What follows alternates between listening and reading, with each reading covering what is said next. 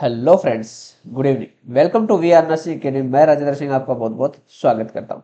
आज फिर से कुछ इंपॉर्टेंट क्वेश्चन लेके आया हूँ डीएचए, एमओएच, हाथ, ओएमएसबी, एमओपीएच, एनएचआरए, प्रोमेट्रिक एग्जाम के लिए। हर एक एग्जाम के लिहाज से ये बहुत ज़्यादा इंपॉर्टेंट है क्योंकि बार बार रिपीट हो रहे हैं। ठीक है, तो क्वेश्चन वीडियो में शुरू से एंड तक बने रहिएगा। एंड हर एक क्वेश्चन का आप कमेंट करिएगा ताकि आपका साथ साथ आपकी प्रैक्टिस होती रहेगी। कोई बात नहीं, गलत कमेंट देते हो कोई दिक्कत नहीं है, आपको आगे से याद रहेगा हाँ इसका हमने गलत आंसर दिया था, इसका आंसर सही ये होगा। तो हर एक क्वेश्चन का कमेंट करिए आप, ताकि मेरे को भी लगे हाँ अच्छे से एक्टिव होके आप देख रहे हो। तो चलो चलते हैं क्लास के ऊपर। एक लास्ट क्लास में हमने एक क्वेश्चन छोड़ा था, the drug of choice for anthrax is, यानी कि एंथ्रैक्स के लिए ड्रग ऑफ चॉइस क्या थी, तो वहां पे करेक्ट आंसर था अपना, वो था ऑप्शन बी, सिप्रोफ्लॉक्सासिन। सिप्रोफ्लॉक्सासिन है जो एंथ्रैक्स के लिए ड्रग ऑफ चॉइस होता है। ठीक है, तो चलो चलते हैं आज के क्वेश्चंस के ऊपर। आज का अपना first question, which of the following as risk factor for otitis media. Otitis media के लिए रिस्क फैक्टर ऑप्शन देखें, A respiratory infection, option B loss hearing, option C vomiting, option D cataract. Risk factor for risk factor for otitis media के लिए risk factor क्या होगा। ये Saudi MOH में आया है, कुवैत एमओएच में आया है, डीएचए में आया है और ओएमएसबी में आया है इसी महीने में। तो देखिए ओटाइटिस मीडिया है, ओटाइटिस मीडिया को इफेक्ट करने वाला रिस्क फैक्टर किस चीज से रहेगा, तो वो आंसर आएगा अपना रेस्पिरेटरी इन्फेक्शन की वजह से। ठीक है, रेस्पिरेटरी इन्फेक्शन की वजह से क्यों होगा, क्योंकि एक यूस्टेशन ट्यूब आपने सुना होगा, जो जो एयर और फेरिंग्स के बीच में एक लेयर होती है। ठीक है, उसको बोलते हैं you station tube. You station, यदि हमें रेस्पिरेटरी इन्फेक्शन होगा या कोल्ड वगैरह होगा, तो ऐसे वाली कंडीशन में यू स्टेशन द्वारा, यू स्टेशन ट्यूब द्वारा ओटाइटिस मीडिया में ओटाइटिस मीडिया होने के चांसेस होते हैं, क्योंकि इन्फेक्शन वो स्प्रेड हो जाएगा। ठीक है, तो यहाँ पे करेक्ट आंसर है option A. Next question, second number, a client has burn on both legs. These area appears white and leather-like. No blister or bleeding are present, and there is just a small amount of pain. How will the nurse categorize this injury? Option देखें, ए partial thickness superficial, option b partial thickness deep, option c full thickness, D superficial. एक client है जिसको burn हुआ है both legs के ऊपर, दोनों legs पे बर्न हुआ है, and these appears white and लेथर like है। वहां पे ब्लिस्टर नहीं है और ब्लीडिंग भी नहीं है। ठीक है, ब्लिस्टर और ब्लीडिंग नहीं है, एंड साथ में देखो ये एक चीज है स्मॉल अमाउंट ऑफ पेन, ये भी इंपॉर्टेंट मायने रखता है, स्मॉल अमाउंट ऑफ पेन। तो नर्स है उसको कैसे कैटेगराइज करेगी, इस इंजरी को कैसी इंजरी है, कैसे कैटेगराइज करेगी ये। सऊदी एमओएच में आया है, डीएचए में आया है, ओएमएसबी में आया है और एनएचआरए में आया है इसी जुलाई में। तो बताइए कैसे कैटेगराइज करेगी। अब देख रहे हैं यहाँ पे व्हाइट लेसेस बन गए हैं, यानी कि वुंड है थोड़ा व्हाइट है, व्हाइट लेजर्स बन गए हैं वहाँ पे। ब्लिस्टर नहीं है, ब्लिस्टर कब होते हैं जब सुपरफिशियली ऊपर की स्किन को बर्न करता है, तो वो ब्लिस्टर आते हैं। वहाँ पे ब्लीडिंग भी नहीं है, इसका मतलब कि जो ब्लीडिंग जो वेजल्स होते हैं, ब्लीडिंग वेजल्स होती है, उनके नीचे चला गया। एंड साथ में है स्मॉल अमाउंट ऑफ पेन, यानी कि जो सेंसेशन सेल्स होती हैं अपनी, ठीक है, नर्व सेल्स होती हैं, उनको भी डैमेज किया गया है। तो ऐसी वाली कंडीशन में हमारा करेक्ट आंसर है, यानी कि डीपली यदि बर्न किया है तो ऐसी वाली कंडीशन में करेक्ट आंसर होगा सी, क्योंकि डीप बर्न किया है यहाँ पे। उसी कंडीशन में होता है कि small amount of pain, pain के स्मॉल अमाउंट है, यानी कि नर्व सेल्स डैमेज हो गई है। अब ब्लीडिंग नहीं है तो ब्लड सेल्स, ब्लड वेजल्स हैं वो डैमेज हुई है, कोई ब्लिस्टर नहीं है तो ऊपर की स्किन से भी डीप है। ठीक है, तो ऐसे वाले कंडीशन में करेक्ट आंसर होगा option C. Clear. Next question 3 नंबर। A 6 year old male is diagnosed with nephrotic syndrome. In your nursing care plan, you will include which of the following as a nursing diagnosis for this patient? Option देखें। A high Na, high fat. B high sodium, high fat. C low sodium, low fat. D low sodium, low fat. ये Na है, ये Na है। Okay, ये N A capital नहीं है, small है। Okay, तो ये सोडियम है।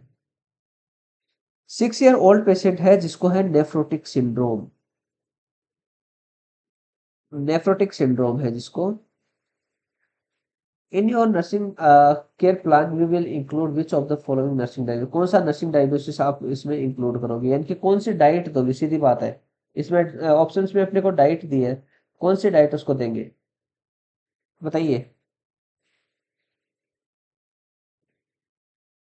सऊदी एमओएच में आया है, ओएमएसबी में आया है, डीएचए में आया है और हाद में आया है।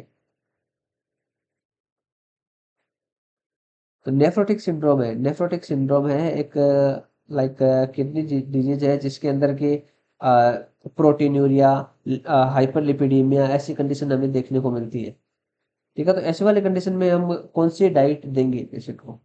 तो ऐसे वाले कंडीशन में हम डाइट देंगे low sodium low fat diet. Okay, sodium कम करेंगे, फैट भी कम करेंगे, क्योंकि ऑलरेडी उसका मोस्टली क्या होता है कि इसके अंदर बच्चे होते हैं, फूल जाता है। ठीक है, स्वेलिंग आ जाती है पूरी बॉडी पे। ठीक है, तो इस वाले कंडीशन में सोडियम भी कम देंगे, फैट भी कम देंगे। Next question 4 number. A community health nurse is implementing an adult immunization program in the neighborhood. Which of the following would most likely be a universally recommended adult vaccination and dose frequently uh, general population? Option देखिए। A tetanus diphtheria toxic every 20 years। Option B measles vaccine every 5 year। Option C influenza vaccine every year. Option D none of the above. Community health nurse है, community health nurse है जो implement कर रही है क्या, adult immunisation. ये चीज देखने लायक है, एडल्ट इम्यूनाइजेशन प्रोग्राम। ठीक है, नेबरहुड या सोसाइटी के अंदर वो कर रही है। तो इसमें पूछा है कि which of the following would most most likely universally recommended adult vaccine and dose frequency in general population. यानी कि कौन से वैक्सीन है जो एडल्ट्स के अंदर दे सकते हैं, यूनिवर्सली रिकमेंडेड होती है। ठीक है ना, एडल्ट वैक्सीन जो यूनिवर्सली रिकमेंडेड होती है और उसके फ्रीक्वेंट जनरल पॉपुलेशन में कितने कितने कितने टाइम में उसको दे सकते हैं, ये पूछा है। ये कुवैत एमओएच में आया है, हाथ के एग्जाम में आया है, इसमें ओएमएसबी में आया है और एमओपीएच में आया है। इसी जुलाई मंथ में पूछा गया है ये। तो बताइए कौन सी वैक्सीन है जो यूनिवर्सल रिकमेंडेड होती है प्लस उसके जनरली पॉपुलेशन दिन के कितने कितने डोज में उसको देते हैं। Adult immunization. ठीक है, एडल्ट वैक्सीन बोलना है इसमें। तो इसमें एडल्ट वैक्सीन है तो वो होगा influenza vaccine. Okay, influenza vaccine हम एडल्ट में यूनिवर्सली रिकमेंडेड होती है, जो हम किसी को भी दे सकते हैं। ठीक है, यहाँ पे करेक्ट आंसर होगा option C. Clear. Next question 5 number. Which of the following is the correct order for putting on personal protective equipment? Option देखिए। A gown mask goggle gloves. Option B gloves gown goggles mask. Option C mask gown goggles gloves. Option D goggles mask gloves gown. Correct order में बताना है। Okay, correct order में बताना है putting.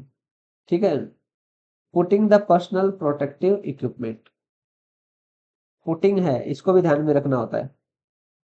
ठीक है, ये भी इसमें कुवैत एमओएच के एग्जाम में आया है, डीएचए के एग्जाम में आया है, खाद के एग्जाम में आया है, एमओपीएच के एग्जाम में आया है। इसी जुलाई मंथ में।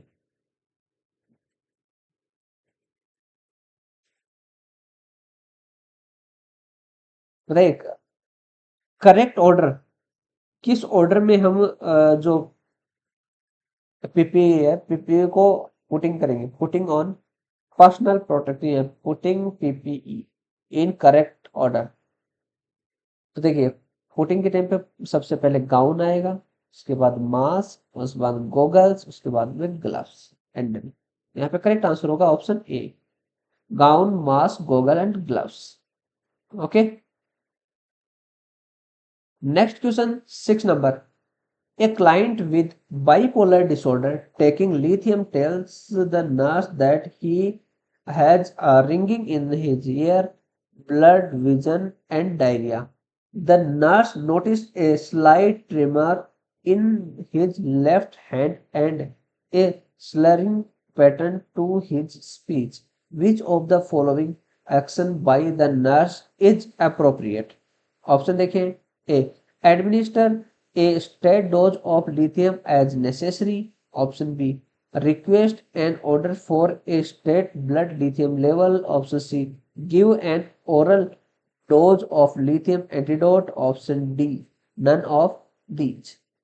एक क्लाइंट है, एक अपने पास क्लाइंट है जिसको बाइपोलर डिसऑर्डर है, ठीक है, वो लिथियम ले रहा है, लिथियम उसको चल रहा है, वो बोल रहा है कि उसका ringing on the his ear, ear के अंदर रिंगिंग है, ब्लड विजन है एंड डायरिया हो गया उसको, ये चीजें कंप्लेन कर रहा है patient. And the nurse notice, nurse ने नोटिस किया है slight tremor in his left hand, left hand में स्लाइड ट्रिमर्स है and slurred pattern of in speech, speech के अंदर थोड़ा सा स्लरिंग पैटर्न है। तो इसमें पूछा विच of the following action by the nurse appropriate, कौन सी अप्रोप्रिएट एक्शन है जो नर्स यहाँ पे लेगी, बताइए कौन सी एक्शन है जो यहाँ पे नर्स लेगी? Saudi MOH,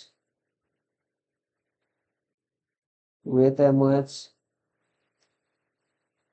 PHA and MOPH, इन एग्जामों में पूछा गया है। तो बताइए कौन सा ऐसे वाले अप्रोप्रिएट एक्शन क्या होगी नर्स की ऐसे वाली कंडीशन में?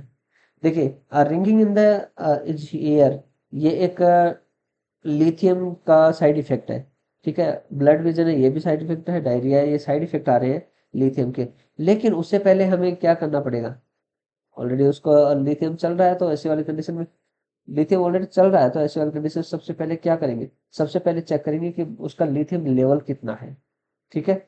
तो करेक्ट आंसर होगा option B, request and order for stat blood lithium level, उसको तुरंत लिथियम लेवल चेक करने के लिए बोलेंगे कितना है, उसके बाद में आगे एक्शन लेंगे।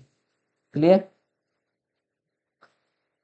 Next question 7 number, a home care nurse instructing a mother of a child diagnosed with cystic fibrosis CF about the appropriate dietary measures. Which diet should the nurse tell the mother that the child need to consume?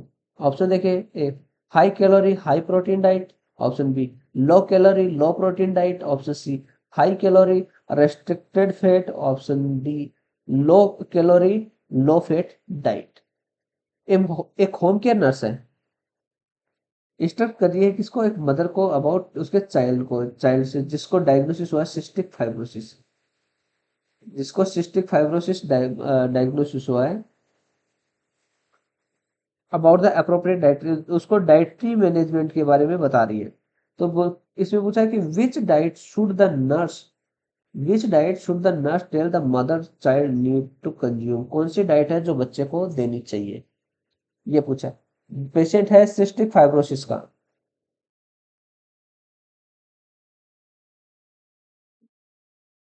Kuwait MOH में आया है, OMS भी में आया है, हाथ के exam में आया है, एनएचआरएम में आया है, और इसके साथ साथ में इसमें एमओपीएच में भी आया है जुलाई में। सभी एग्जाम, लगभग सभी एग्जामों में ये रिपीट हुआ है। सिस्टिक फाइब्रोसिस वाले पेशेंट को कौन सी डाइट देनी चाहिए? बताइए, सिस्टिक फाइब्रोसिस वाले पेशेंट को क्या देना चाहिए? सिस्टिक फाइब्रोसिस वाले पेशेंट को कैलोरी की बहुत ज़्यादा ज़रूरत होती है, प्रोटीन की बहुत ज़्यादा ज़रूरत होती है। तो ऐसे वाले कंडीशन में उसको high calorie and high protein diet उसको प्रोवाइड करवाएंगे। ठीक है, यहाँ पे करेक्ट आंसर होता है अपना ए। ओके, नेक्स्ट क्वेश्चन 8 नंबर। A physician has determined that the client with hepatitis has contracted the infection from contaminated food. The nurse understands that this client is most likely experiencing what type of hepatitis? Option देखें, A hepatitis A, B hepatitis B, C hepatitis C, hepatitis D. एक physician है वो determine client को determine कर रहा है जिसको hepatitis है, और वो किससे हुआ है? Contacted infection from contaminated food, contaminated food से उसको हुआ है। The nurse understand the client most likely experiencing, इनकी नर्स समझती है कि इसमें किस टाइप का हेपेटाइटिस से पेशेंट को हो सकता है, किस टाइप का हेपेटाइटिस पेशेंट को हुआ है। मेन चीज ये है, कॉन्टामिनेटेड फूड से कौन सा हेपेटाइटिस ट्रांसफर होता है? कॉन्टामिनेटेड फूड से सऊदी एमओएच में आया है, डीएचए में आया है, और हाथ के एग्जाम में आया है। कौन सा हेपेटाइटिस है जो कॉन्टामिनेटेड फूड से ट्रांसमिट होता है, फैलता है? ठीक है, तो ये उसका आंसर सही होगा ऑप्शन ए, हेपेटाइटिस ए, जो कॉन्टामिनेटेड फूड से फैलता है। Clear? Next question 9 number. A nurse is preparing the room for a patient who will be admitted the post anesthesia care unit after major abdominal surgery. The patient received general anesthesia care. Which of the following should the nurse place at the bedside in the room? Option देखें, A sterile suction catheter, option B intensive spirometry, option C face mask, option D oral bag. एक nurse है, prepare करिए, एक room prepare करिए patient का।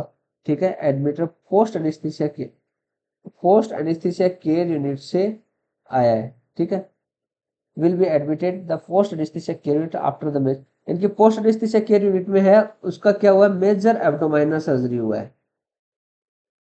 क्या हुआ है? मेजर एब्डोमाइनल सर्जरी हुआ है। The patient receive general anaesthesia, patient को जनरल एनेस्थीसिया दिया गया है। Which of the following should the nurse place the bedside in the room? Nurse है, पेशेंट के बेड साइड में क्या रखेगी, ये पूछा है। जो ऑप्शन दिए इनमें से नर्स है पेशेंट के बेड साइड क्या रखेगी, सबसे इंपॉर्टेंट चीज है। कुवैत एमओएच में आया है, हाद में आया है, ओएमएस बी में आया है, एमओपीएच में आया है, और एनएचआरए में आया है।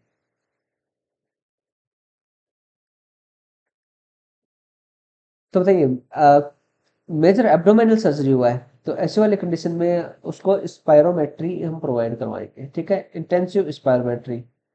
स्टेराइल सक्शन कैथेटर प्रोवाइड करने की जरूरत नहीं है, क्योंकि ऑलरेडी पेशेंट को एब्डोमिनल सर्जरी हुआ है। फेस मास्क की जरूरत नहीं है, ओरल वे की जरूरत नहीं है। तो यहाँ पे मेन चीज है, प्रायोरिटी देंगे वो है स्पायरोमीटर। ठीक है, करेक्ट आंसर होगा option B. Next question 10 number. When is the best time to collect urine specimen for routine urine analysis and culture and sensitivity? Option देखें, A before breakfast, B later afternoon, C early morning, D midnight. Best time to collect urine specimen for urine analysis, culture and sensitivity करना है। Urine का culture sensitivity करना है, तो हमें best time क्या होगा यूरिन कलेक्ट करने का? एमओपीएच में आया है, हाथ में आया है, ओएमएस बी में आया है। तो बेस्ट टाइम क्या होगा? इसमें तो जुलाई में पूछा गया था, और सऊदी एमओएच और डीएचए में पूछा गया था ये पिछले मंथ।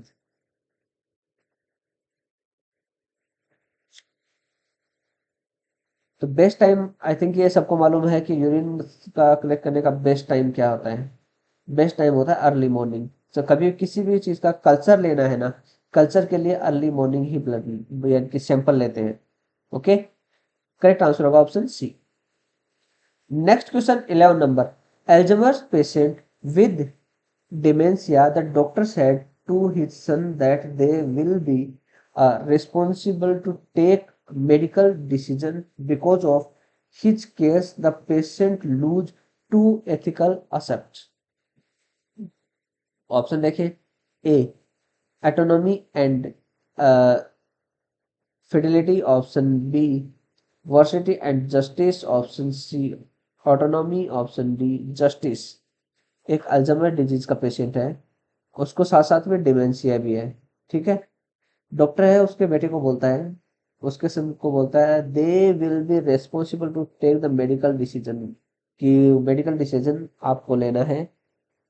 बिकॉज क्योंकि इस केस के अंदर पेशेंट है वो ऑलरेडी टू एथिकल एस्पेक्ट है लॉस कर चुका है। तो ये क्या होगा? ऑप्शन सऊदी एमओएच में आया है, कुवैत एमओएच में आया है, ओएमएस भी में आया है और डीएचए में आया है। तो बताइए करेक्ट आंसर क्या होगा? देखिए यहाँ पे करेक्ट आंसर है वो होगा ऑटोनॉमी एंड फिडेलिटी। ठीक है, यहाँ पे करेक्ट आंसर होगा option A. Next question 12 number. A home health care nurse visit a patient diagnosed with rheumatoid arthritis. The nurse gathers information about the pain level after the use of the prescribed pain medication to check on the effectiveness of the intervention. What is this phase of the nursing process called? Option देखें। A implementation, option B assessment, option C evaluation, option C diagnosis. एक home health care nurse home health care nurse है जो visit करती है एक patient को जिसको diagnosed हुआ रोमेटॉइड आर्थराइटिस। ठीक है, the nurse is gather information about the pain level. Information किसके बारे में ले रही है? पेन लेवल कितना after the use of prescribe pain medication. Pain medication prescribe किए हैं, पेन मेडिकेशन लेने के बाद में कितनी इफेक्टिव है, पेन लेवल क्या है, वो सारे डाटा वो ले रही है। इफेक्टिव ऑफ द इंटरवेंशन की कितना वो पेन किलर है, कितना इफेक्ट कर रहे हैं। तो इस प्रोसेस को क्या कहेंगे? ये कौन सी नर्सिंग की कौन सी प्रोसेस है, ये पूछा है इसमें। नर्सिंग की कौन सी प्रोसेस है?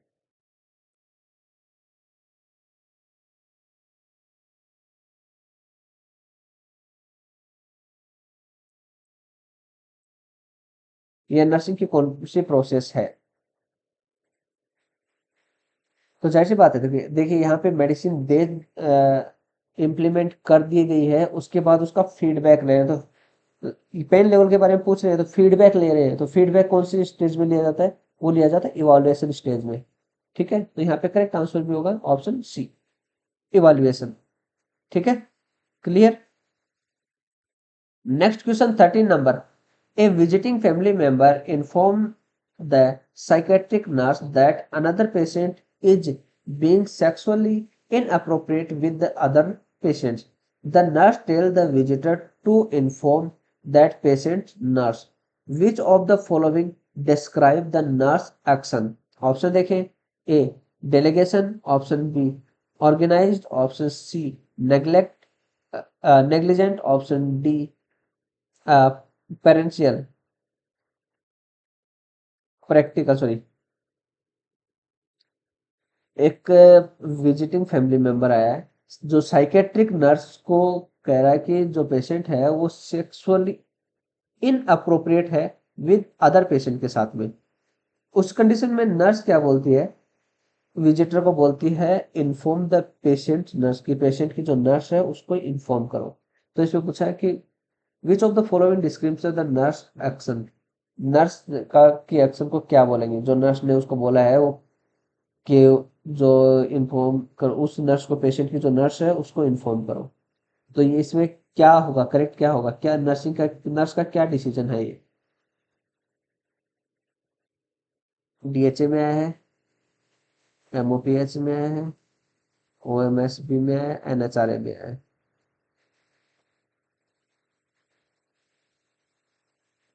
बताइए कौन सी एक्शन होगी? जाहिर सी बात है यहाँ पे जो नर्स है वो नेग्लेक्ट कर रही है उनको, सीधा बोल रही है कि जो उसकी नर्स है, पेशेंट की नर्स है, उसको बोलो। तो यहाँ पे नेग्लिजेंट देखने को मिल रहा है, नेग्लिजेंस यहाँ पे देखने को मिल रहा है। तो यहाँ पे करेक्ट आंसर होगा option C, negligent. Next question 14 number, the most effective procedure to prevent spread of infection is. Option देखिए, A using antiseptic sterilisation, option B wearing gloves, option C wearing gown, option D hand washing. I think ये किसी का गलत नहीं होना चाहिए।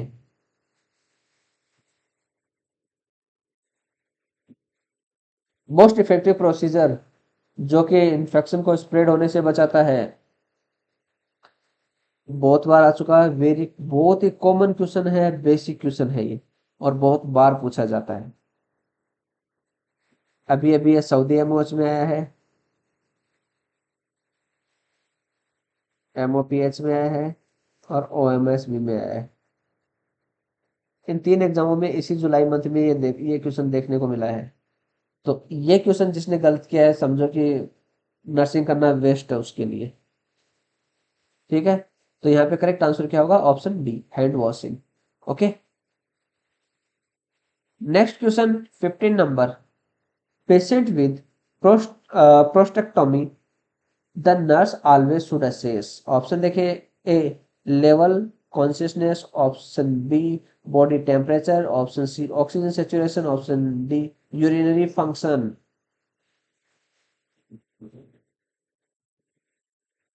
Prostatectomy, prostate gland की surgery हुई है, प्रोस्टेक्टोमी हुआ है पेशेंट को, तो उसके लिए नर्स ऑलवेज शुड असेस। क्या असेस करेगी ऑल टाइम, क्या असेस करेगी नर्स?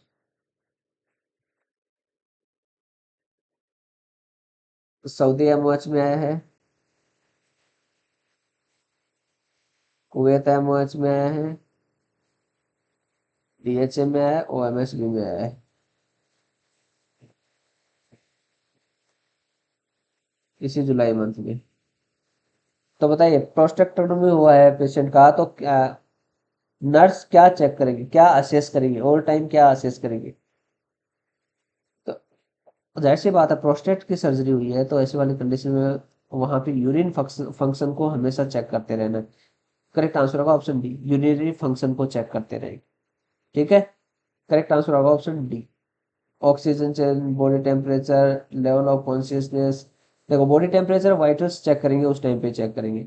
कॉन्शियस लेवल, जाहिर सी बात, प्रोस्टेट की सर्जरी हो तो कॉन्शियस लेवल नॉर्मली रहेगा। ऑक्सीजन सिचुएशन यहाँ पे चेक करने की जरूरत नहीं होती है। ठीक है, तो यहाँ पे क्या चेक करेंगे? Urinary functions. Clear? Next question 16 number, the nurse teaches a client with chronic obstructive pulmonary disease या COPD to assess for signs and symptoms of right side heart failure. Which of the following signs and symptoms should be included in the teaching plan? Option देखें, A clubbing of nail beds, option B peripheral oedema, option C increase appetite, option D hypertension. एक nurse है, वो teach कर रही है एक client को जिसको chronic obstructive pulmonary disease COPD है। ठीक है, to assess to assess sign and symptoms किस चीज के? राइट साइड हार्ट फेल्यूर के। तो इसमें पूछा विच ऑफ द फॉलोइंग, इनमें से कौन से साइन और सिम्टम है जो इंक्लूड करेंगे, टीचिंग प्लान के अंदर इंक्लूड करेंगे, जो रिस्पॉन्सिबल होते हैं राइट साइड हार्ट फेल्यूर के लिए। इनमें से कौन सा साइन सिम्टम है जो रिस्पॉन्सिबल है राइट साइड हार्ट फेल्यूर के लिए? बताइए।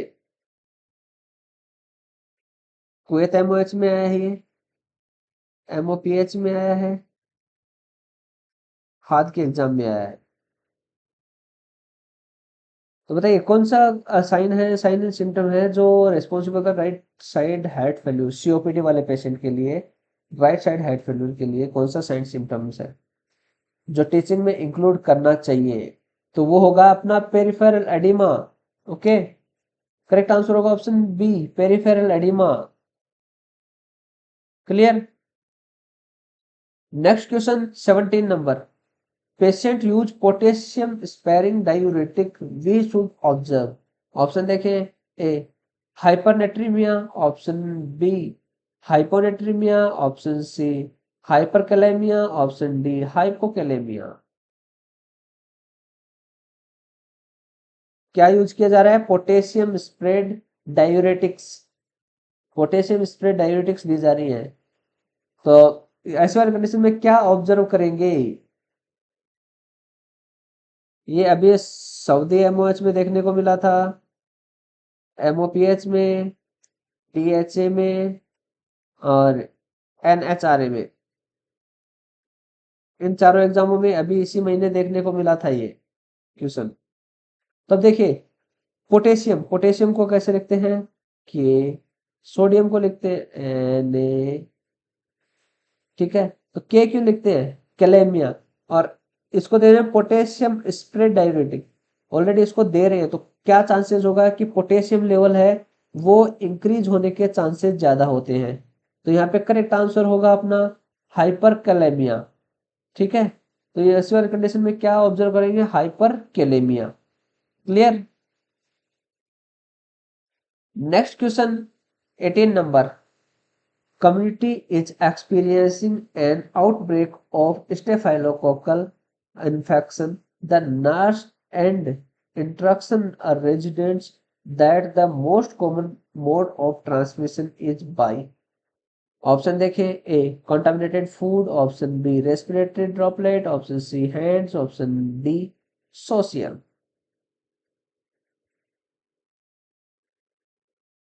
Communities experience the outbreak of staphylococcal infection। Staphylococcal infection है कम्युनिटी के अंदर, कम्युनिटी फेस कर रही है स्टेफाइलोकोकल इन्फेक्शन से। ठीक है, nurse and instruct the residents, nurse है वो इंस्ट्रक्ट करती है the most common mode of transmission, यानी कि स्टेफाइलोकोकस है मोस्ट कॉमनली किसके द्वारा फैलता है, कैसे स्प्रेड होता है, one person to another person कैसे स्प्रेड होता है स्टेफाइलोकोकस, ये पूछा है इसमें। कुवैत एमओएच में आया है,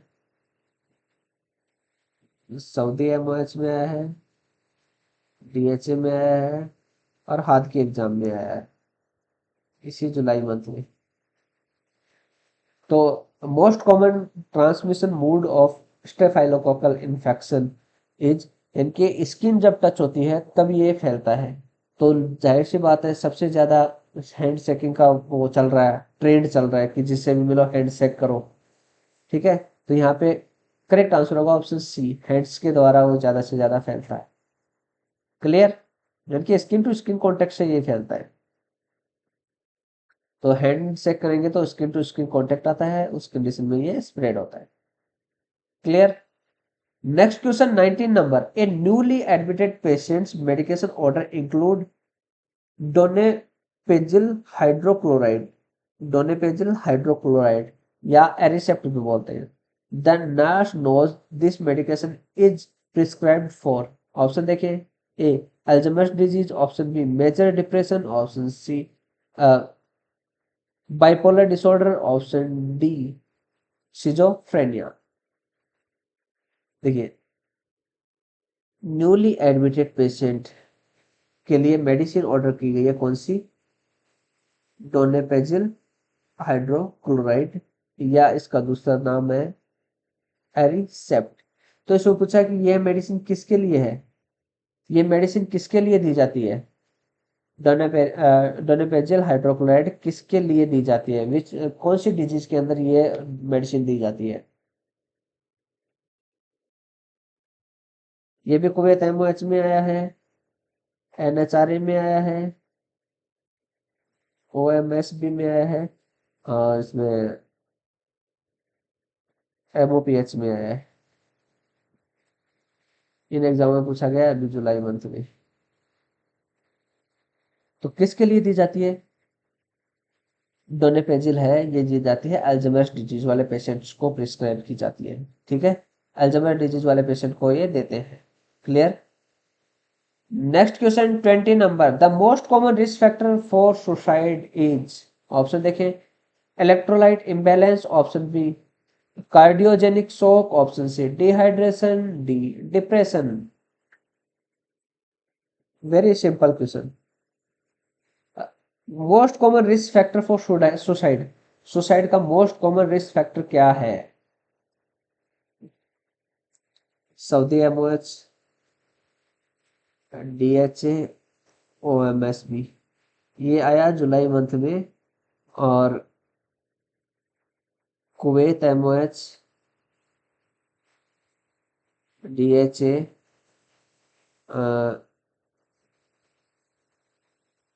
MOPH, ये पूछा गया था जून में।